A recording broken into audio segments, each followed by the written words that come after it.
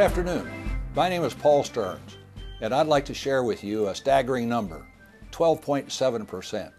That's the percentage of Americans who approve of the job Congress is doing. What I'd like to know is, who are those people? I know I'm not one of them.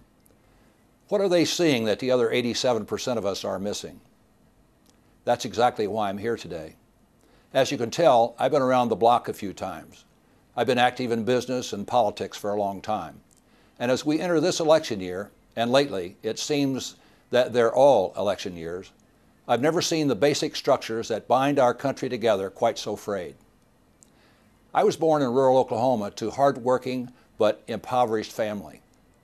I may not have had a cosmopolitan upbringing, but I had a solid family that believed in the basics like community, responsibility, and civility.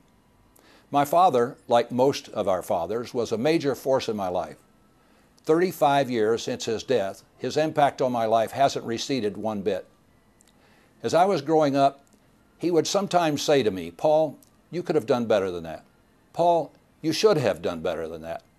He said those things when he didn't think I was measuring up to my responsibilities. He could be tough on me, but I knew it was because he had high expectations for himself, his family, and his country.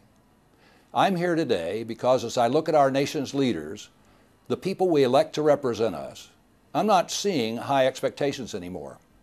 I'm seeing a lot of politicians who say the right things around election time, but fail to deliver the leadership we deserve when it really counts. After my childhood, I left Oklahoma and made my way in business. I became an entrepreneur, or in the parlance of the day, a job creator.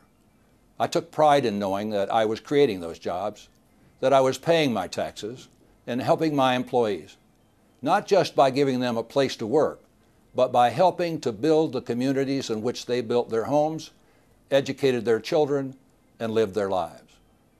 I came to believe in our free enterprise system as a way of guaranteeing each of us the opportunity to succeed. I wanted to give back, and I did so by serving as chairman of my county Republican Party. For 10 years, I interrupted my business career and focused on advancing Republican candidates and Republican causes. So for a while, I was a pick-yourself-up-by-the-bootstraps pro-business Republican. Nothing unique there. But more recently, I began to reassess everything.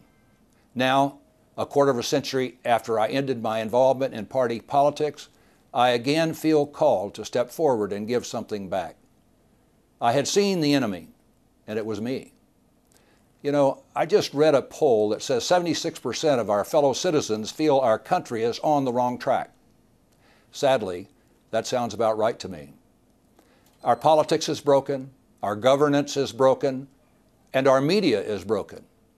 It reminds me of what a young Midwestern lawyer once said as he accepted his party's nomination for the United States Senate. "A house divided against itself cannot stand." "I do not expect the Union to be dissolved," Abraham Lincoln told his fellow Republicans. "I do not expect the House to fall, but I do expect it will cease to be divided." I wonder what Lincoln would say today. We're certainly not facing a civil war, far from it, but I wonder if Lincoln would feel the same stirrings of discord today, a century and a half after his presidency. I think we all share a sense that unless things change, we might be the first generation of Americans to leave the next generation with a weaker country than the one we inherited. You probably can cite an example, but let me give you one.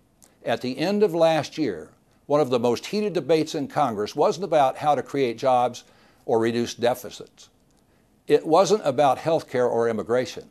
No, the debate was over whether or not our elected officials should be allowed to participate in insider trading. Members of Congress actually stood on the floor of the House, the people's house, our house, and fought for the right to profit from their offices. No wonder most Americans don't trust their government. And perhaps even more troubling, there's a growing sense that we, the people of the United States, can't do a thing about it. As I began to think more about this massive problem, I kept rereading that vaunted document of American history, the Declaration of Independence. In part, the Declaration says, "Whenever any form of government becomes destructive, it is the right of the people to institute new government laying its foundation on such principles and organizing its powers in such form as to them shall seem most likely to affect their safety and happiness. Now, before you all start grabbing your muskets and pitchforks, rest assured I'm not talking about a revolution. For all of its flaws, American democracy is still the envy of the world. But I am issuing a call to arms of sorts today. A call to start insisting that our elected leaders deliver us the government we deserve. Albert Einstein was better known as a great thinker than a great speaker.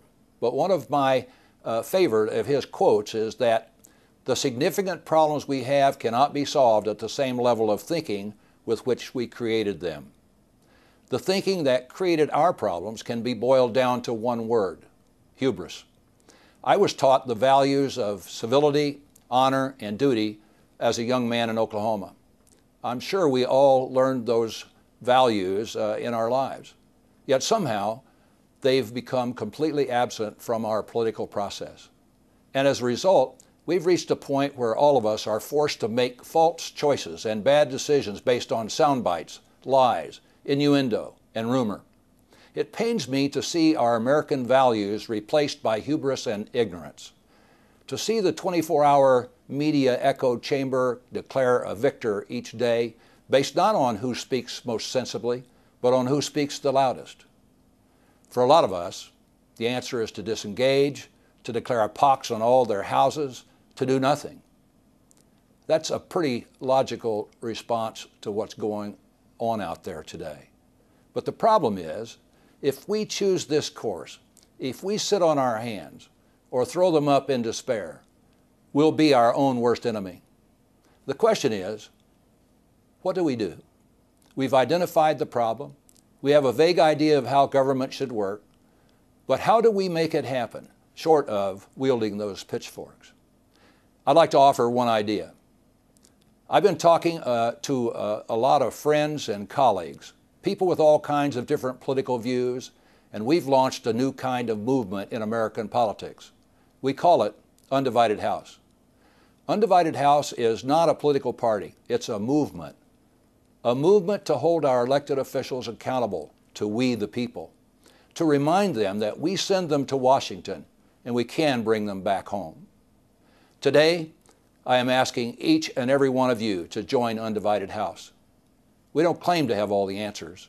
Solving the fundamental flaws of our political system won't happen overnight. But the one thing we know for sure is it can't happen unless people like us band together and demand it. So we're not going to come at this from one side or the other. It doesn't matter whether you're a Democrat, Republican, liberal, conservative, or anywhere in between. If you feel, as I do, that the problems are clear, but no one's listening or getting real about finding solutions, Undivided House will give you that opportunity. We've begun a national conversation at the web. You can join at undividedhouse.com. Unlike other partisan efforts, our members won't be rewarded for yelling the loudest or saying the most inflammatory things. Our goal is to give everyone an equal voice in the conversation, and ultimately to build a citizens' collective plan. We need to band together, tell our elected officials in Washington and Columbus that we matter and we're watching. No more bickering, finger pointing, or entrenched partisanship. Anytime we see an elected official focused more on serving their party than serving the people, whether that party is Democrat or Republican, we'll call them out and hold them to account. And on the flip side, when we see an elected official make a genuine effort to put party labels aside, to solve problems, we'll make sure they have the funds to keep on fighting. And once again, it won't matter to us whether they're Democrats or Republicans. Now, clearly, I can't do this myself. Alone, I'm a guy with a speech, but together, we're a force to be reckoned with. We're asking you to join us today by visiting undividedhouse.com and adding your voice to the conversation. And we're asking you for your ideas on how to make government and policy work for the good of the people. Let's build a movement together that will change American politics. Let's unite our House. Thank you.